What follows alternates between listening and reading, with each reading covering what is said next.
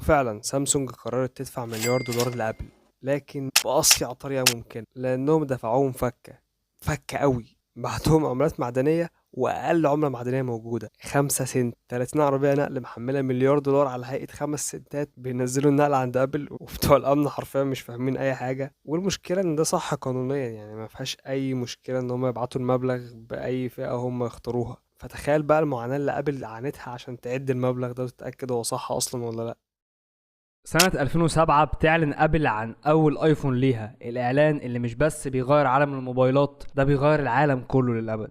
في الوقت ده كانت سامسونج هي اللي بتصنع القطع الداخلية لابل زي الشاشات والمعالجات، بس لما شافوا نجاح الايفون قرروا يدخلوا السوق وينافسوا ابل اللي حست بالخيانة لان سامسونج كانت شريك ليها، فقررت هي كمان تعلن الحرب على سامسونج. بس قبل ما نتكلم عن حرب الشركتين دول في الموبايلات، لازم الاول نعرف مين هي سامسونج ومين هي ابل، ازاي اصلا كانت بدايتهم، هل فعلا الموضوع بدأ في 2007 ولا في جذور للحرب دي.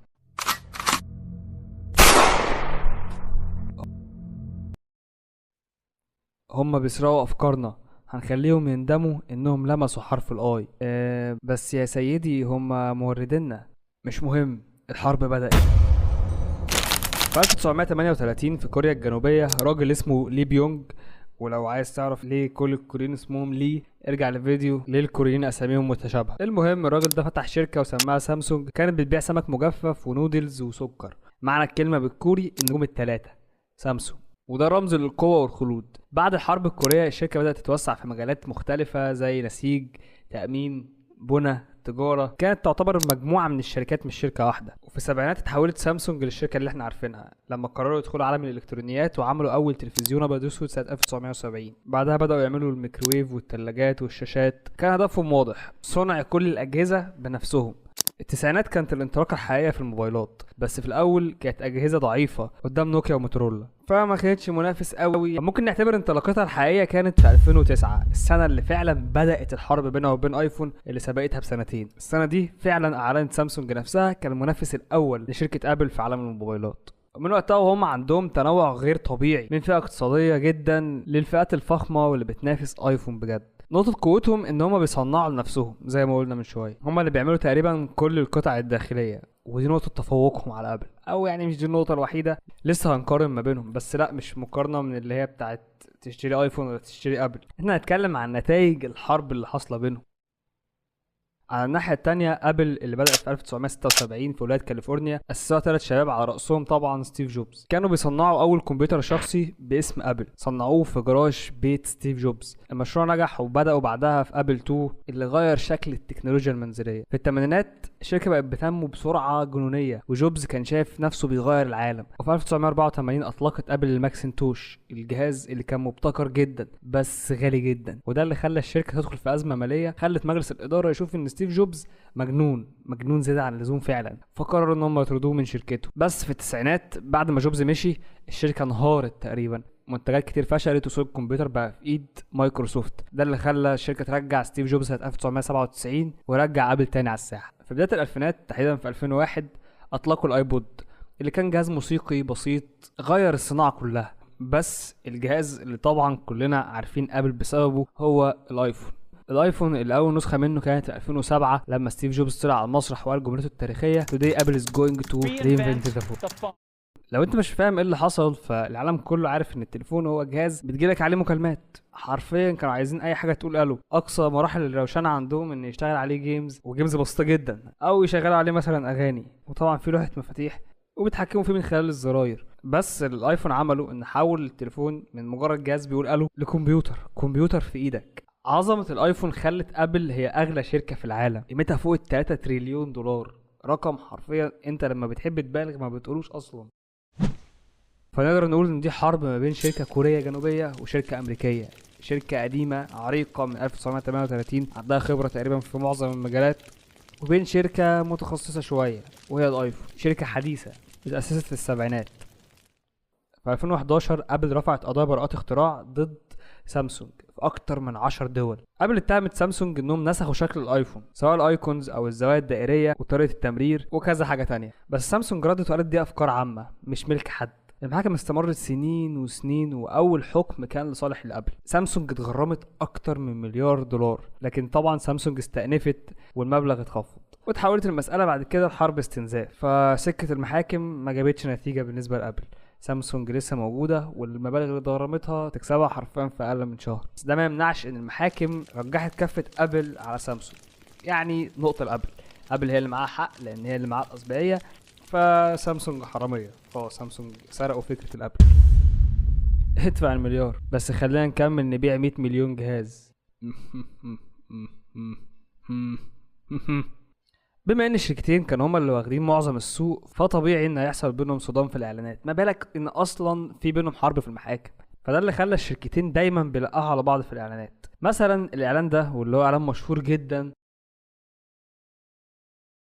بتبدأ سامسونج تكشف فعلا حقيقة ان ابل اوفر ريتد، لان مش منطقي ان كل الناس دي مستنيه جهاز عشان ميزه جديده نازله فيه هي موجوده اصلا في جهاز عاملاه سامسونج من سنتين.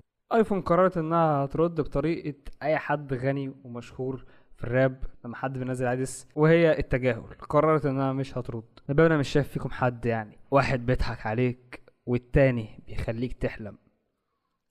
سامسونج مع الوقت بدأت تكسب أرض، أسعار أقل، تنوع في الأجهزة، تقنيات جديدة زي القلم اللي كان سابق للسامسونج اللي عمري ما فهمت إيه لازمته الصراحة، والشاشات المنحنية. لكن أبل فضلت محافظة على شكلها البسيط والقديم، واللي ما بتطورش فيه تقريبا خالص، لأن ده جزء حرفيا من الهوية بتاعتها.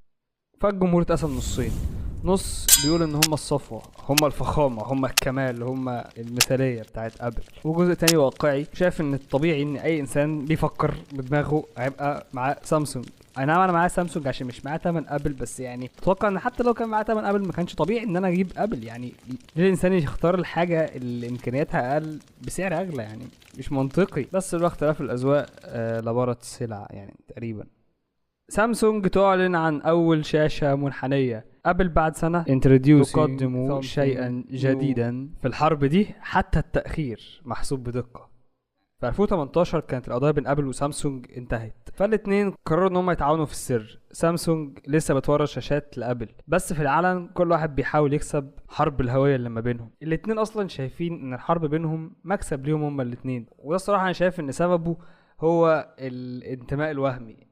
احنا عامه كبشر بنحب يبقى عندنا انتماء لاي حاجه حرفيا. مثلا في الكوره بتلاقي كل واحد بيشجع فريق. لو ما كانش فيه انتماءات، لو مثلا هتنزل تتفرج على ماتش مع صاحبك اللي انتوا الاتنين بتشجعوا نفس الفريق، او انتوا الاتنين مش بتشجعوا فرق اصلا، فايه المتعه في كده؟ يعني فين المتعه لو انت بتستمتع بس بالاهداف اللي جايه في الماتش وبتفرح بالجون هنا او بتفرح بالجون هنا؟ طب ما هتزعل امتى؟ او ايه اللي يخليك تفرح اصلا اذا كنت انت مش منتمي للفريق ده؟ فالناس دايما بيدوروا على الانتماءات دي في اي حاجه حرفيا، ما بالك بحاجه هم فعلا بيشتروها وتبقى محسوب عليها بعد كده. لان دايما في حرب ما بين الناس نفسهم على مين الاحسن، سامسونج ولا ابل. دايما الناس اللي بتحب سامسونج اللي هم ناس اعقل شويه بيشوفوا الناس اللي بيشتروا ايفون ناس بتحب الفشخره وخلاص. يا جدعان ما تحاولوش بقى ايه فاهم تقنعونا ان في سبب تاني يعني فاهم. فانا ما بحبش الانتماءات دي الصراحه، ما بتفرقش معايا. مش معنى يعني ان انا من 2016 كل ما اغير التليفون اجيب سامسونج برضه فمعنى كده ان انا مثلا يعني منتمي لسامسونج، لا يعني مش فارق معايا بامانه. في عالم التكنولوجيا الصديق ممكن يبقى اخطر من العدو. تعالوا بقى نتكلم تقنيا عن مين احسن، سامسونج ولا ايفون. اعتقد ان مفيش حد حتى لو بيحب الايفون شايف ان تقنيا ايفون يتفوق على سامسونج. يمكن الحاجه اللي فعلا عشاق ايفون شايفين ان ايفون بيتفوق فيها هي ان الايفون امن بكتير من اي جهاز اندرويد. والصراحه لو وزنت حته الامان دي في القيمه مقابل السعر هتحس انها مش مستاهله. بس رغم كده انت باشتراك للايفون انت ما بتشتريش جهاز تليفون مثلا بتستخدمه، انت بتشتري المكانه اللي الايفون بيخليك فيها، او اللي انت فاكر يعني الايفون بيخليك فيها.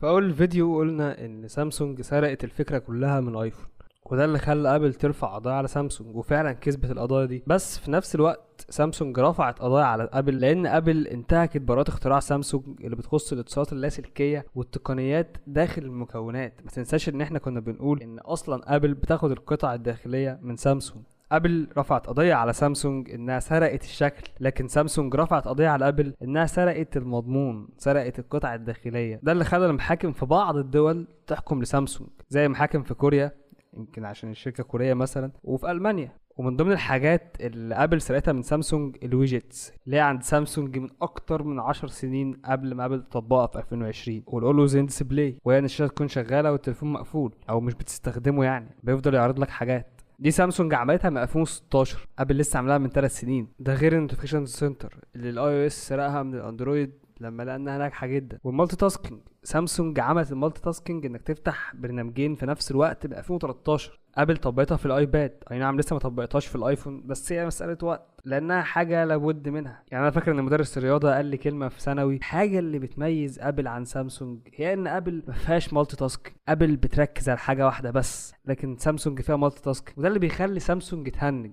وابل لا. واضح قوي ان هو كان بيحاول يطلع بحكمه من القصه دي، بمعنى ان ما تركزش في حاجتين في نفس الوقت، ركز بس على المذاكره بس. يعني الصراحه الحكمه دي خلتني احب سامسونج اكتر، ان عندها ميزه مش موجوده عند ايفون، لان الميزه دي مهمه جدا. انا ما اقدرش اعيش من غير مالتي تاسكينج، اوقات كتير ببقى محتاج اشغل برنامجين في نفس الوقت، فدي نعمه انا مشفق بجد على اللي مش عنده يعني. الله يكون في عونكم بجد. بس مش عايز اكون منحاز قوي لسامسونج، برضه سامسونج سرقت حاجات كتير من الايفون كتير لدرجه ان انا مكسل اتكلم عنها. فخلينا نقول ان الاتنين يعني بيقدموا الافكار، واللي بتنجح فيهم التانية بتسرقها. الاتنين شغالين حقل تجارب لبعض. سامسونج بتنزل افكار فشلت، والله خير وبركه، الحمد لله ما تفوقوش علينا بميزه مش عندنا. نجحت، لا خلاص بقى مش هينفع يبقى هم سابقنا بالميزه دي نسرقها احنا كمان، والعكس. فخلينا نقول ان الحرب دي متكافئه لدرجه ان انا مش قادر احدد مين فيهم اللي كسب ومين فيهم اللي خسر، وخصوصا ان انا كمان منحاز. فيعني لو حابين حتى نبص على الارقام هنلاقي ان الاتنين قريبين قوي بجد، حتى في نسبه كل شركه منهم في السوق. حصة سامسونج في السوق 20%، لكن حصة الايفون 16%. ده بالنسبه لدلوقتي، بس النسبه دي مش هتفضل كده، لانها السنه اللي فاتت كانت 18.7% للابل مقابل 18% بس لسامسونج. فابل كانت متفوقه لغايه السنه اللي فاتت. فالنسبه زي ما انت شايف بتطلع وبتنزل، والاتنين اصلا قريبين جدا من بعض. بس انا هعلن سامسونج ككسبان في الحرب دي، مش عشان هي دلوقتي متفوقه في حصتها في السوق، لا، عشان نزلت اعلانات وقبل ما ردتش عليها. فده في عرف الله بيخليك خسران البيف، طالما ما ردتش يبقى انت اضعف من انك ترد. شغل الكاريزما ده انا ما بحبوش. بس واضح يعني قوي ان انا منحاز لسامسونج. فقولوا لي انتوا رايكم في الكومنتات، شايفين مين اللي كسب البيف دي او الحرب دي يعني ايا كان. ومش مسموح لاي حد معاه اوبو ان هو يعلق، لا باظ. عامة اللي معاه اي او اس يعمل لايك، واللي معاه اندرويد يعمل سبسكرايب، واللي معاه بلاك بيري يعني يعمل ديسلايك. اي حاجه، مش عارف يعمل ايه الصراحه. مش عارف اصلا ازاي حد يكون مع بلاك بيري في 2025. المهم ده كان فيديو النهارده. ما كنت عارف عشان سبسكرايب، فعل الجرس معانا كل ما اشوفكم فيديو جديد. سلام.